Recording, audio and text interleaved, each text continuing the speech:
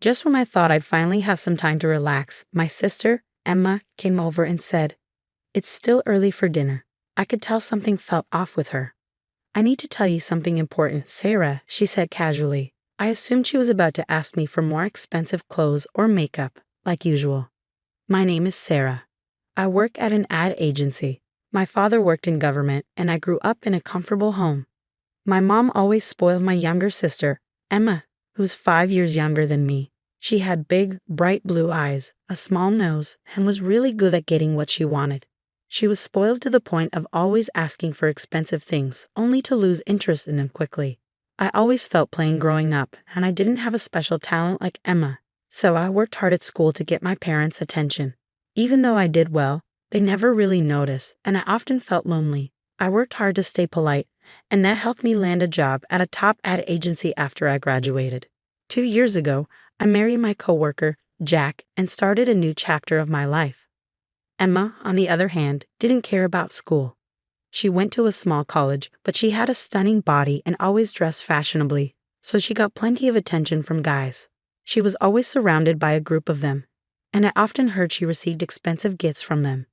Whenever I saw her at our parents' house, she would show me pictures of her handsome boyfriends and brag about them nonstop. Her boyfriend seemed to change every time I saw her, which made me worried about her short relationships. I thought maybe it was just a game for her since she always had guys interested in her. Eventually, she started showing up for dinner at my house, probably because she realized how close Jack and I lived to her college. She lived alone in a fancy, but expensive, apartment after begging our parents to let her stay there. I knew she didn't cook because it would ruin her nails. I'd been to her place a few times just to see how she lived, and the kitchen was always empty. She must have missed home-cooked meals, and it was likely easier for her to save money on food at my place. But she never offered to pitch in, and she never acted grateful. Although Jack and I didn't have kids, we were both busy with work, and Emma would always show up unannounced. It made me feel uneasy at home, and I started getting frustrated. I talked to Jack about it. "Come on, she's your sister. Don't be so hard on her. Besides, I don't mind having her over," he said. Since Jack never helped with housework, he didn't really understand how much work it took. I had always taken care of everything because at the beginning of our marriage, he didn't want to help. I tried to stay calm, putting on some loud music to relax. One Saturday afternoon, I was thinking to myself, finally some time to relax, and I was really looking forward to it. But, as usual, Emma showed up. It was still early for dinner, and I could feel something was off with her. "I need to tell you something, Sarah," she said, sounding too calm. I figured she was about to ask me for something expensive again. "You know, I'm actually dating Jack." I was so shocked I just stared at her. "What? Dating my husband? What are you talking about?" "Yeah, we're together now," she said casually.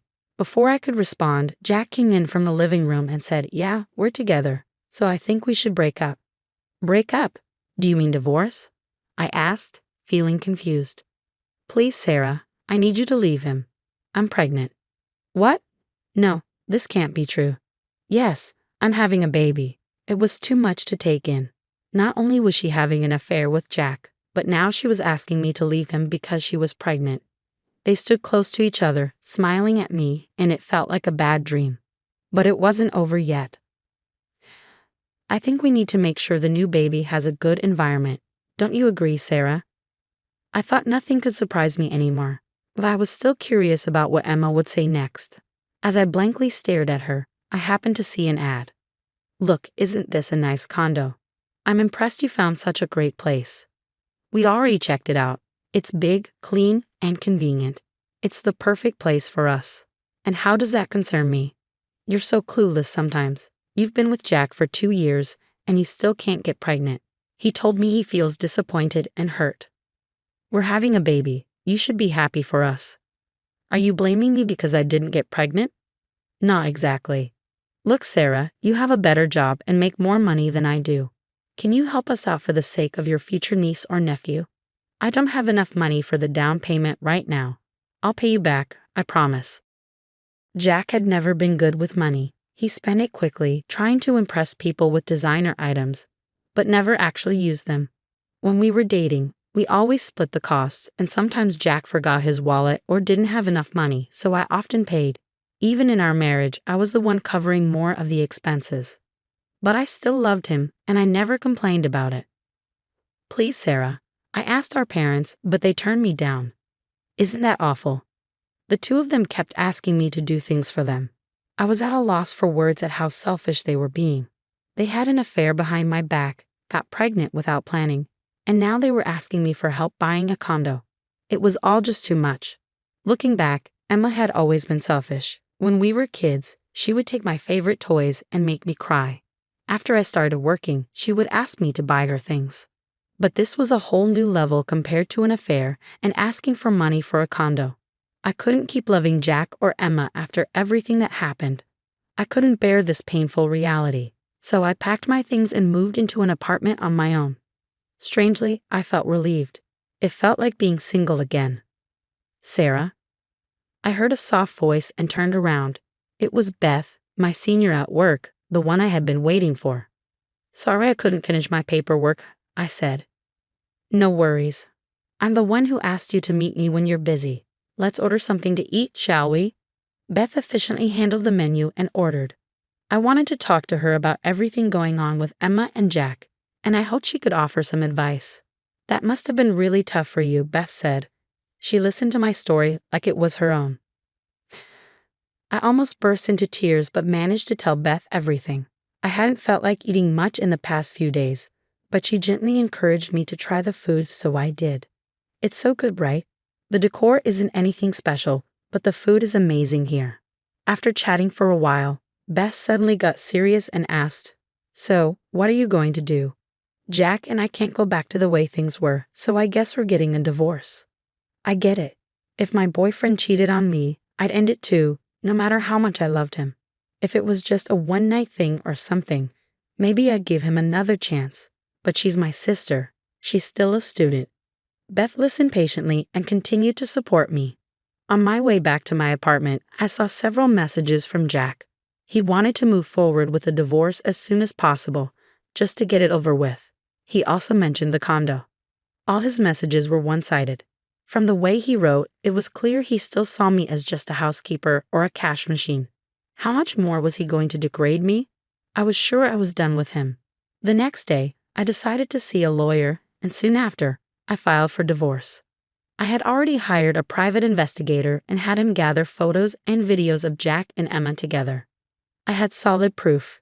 I even had a recording of their outrageous demands.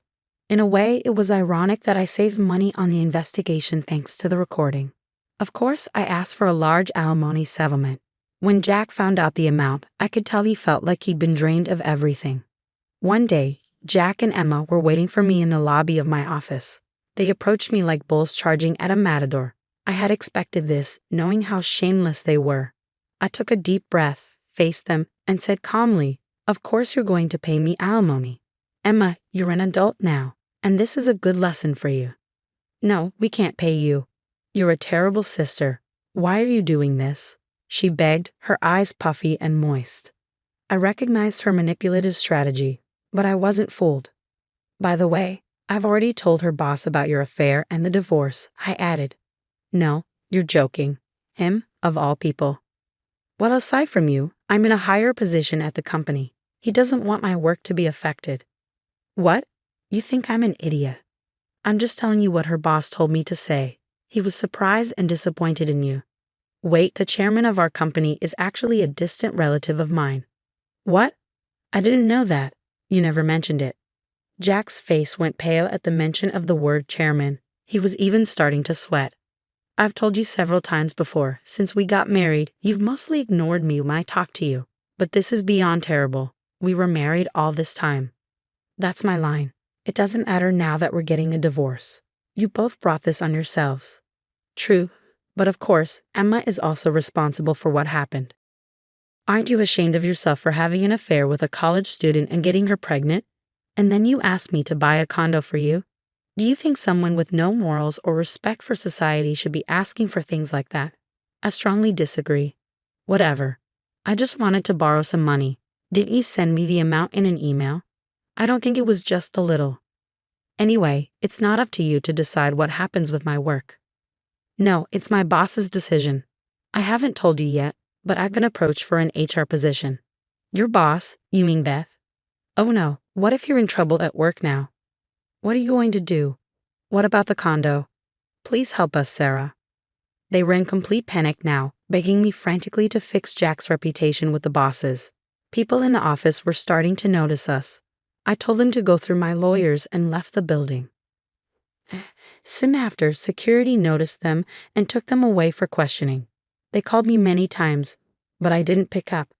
They also sent me texts, but I didn't care about any of them. Later, Jack got a serious warning from the chairman about the affair and causing a scene at the company, which left him feeling really down. Jack had a lot of pride, so I'm sure it was very embarrassing for him. A short time later, Jack was transferred to a branch in another city, and Emma went with him, even though she didn't like it. She was used to living in the city and didn't like the small-town life. She had trouble adjusting and blamed Liam for everything. They fought a lot. Jack, on the other hand, was unhappy at home because Emma didn't help with any of the housework. He often emailed me complaining about her. Emma started shopping online a lot to cope with her stress, which got them into financial trouble. Jack had to borrow money to pay off her debts, and it left him drained from paying off the loans. Eventually, they broke up after 6 months. Emma, now a single mom with a baby, went back to her old ways and started dating a string of men who were just like her, selfish and dishonest. They cheated on her and took advantage of her. Eventually, she stopped trusting men even though she used to date a lot.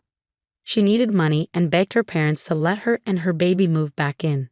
She seemed to have a little better life under their watch. Our mom changed her attitude toward Emma and asked her to contribute to the household expenses. I was surprised when I heard that Emma actually got a part-time job. Meanwhile, I was excited to be asked to go on my first business trip abroad with Beth as her assistant. We were busy preparing for the trip. Hey Sarah, that guy is here again, Beth said quietly, nodding toward someone. Who? Oh, Mark. Yeah, he's been showing up every day lately. Mark works in a different department and is known for being friendly and funny.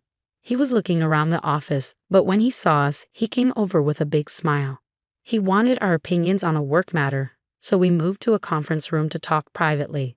Oh, I remember. I have something urgent to do. Sorry guys, I'll be back. Beth left in the middle of the meeting and Mark and I sat quietly for a moment. Should we take a break? Mark asked, stepping out to grab drinks and handing one to me. Later, Beth cornered me and asked a lot of questions. My gut feeling is that he likes you. Really? You think so? Yeah, we used to work in the same department. He's really good at his job and is a genuine person. What do you think about him? I know he's well respected at work, but I don't know. I'd say he's just a nice guy. Oh, I think he's a good match for you. You two have a good vibe together. Hey, you're making me nervous now. Maybe I'll ask him out for dinner when I get back from the trip. I started thinking more about my future.